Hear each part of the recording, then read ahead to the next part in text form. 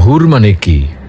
যে সমস্ত নারীকে আল্লাহ তাআলা জান্নাতে সৃষ্টি করেছেন তাদেরকে বলা হয় হুর।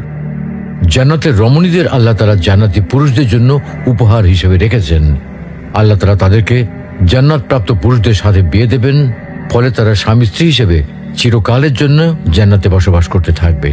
মহান আল্লাহ বলেন, كذلك وزوجناهم بحور عين। আর আমি তাদেরকে বড় চোখ বিশিষ্ট হুরদের সাথে বিয়ে দেব। জান্নাতের হুর হবে চিরকুমারী ও সমবয়সের প্রেম সোহাগিনী।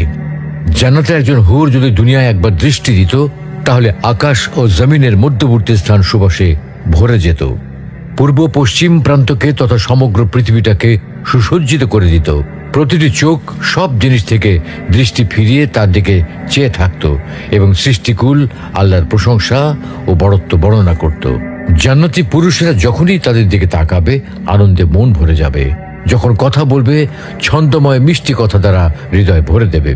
জান্নাতের রুম সমূহে যখন তারা ঘোরাফেরা করবে, তখন তাদের আলোতে রুমগুলো আলোময় হয়ে যাবে। জান্নাতের অধিবাসী নারী পুরুষগণ হবে একই বয়সের পরিপূর্ণ যুবক যুবতী।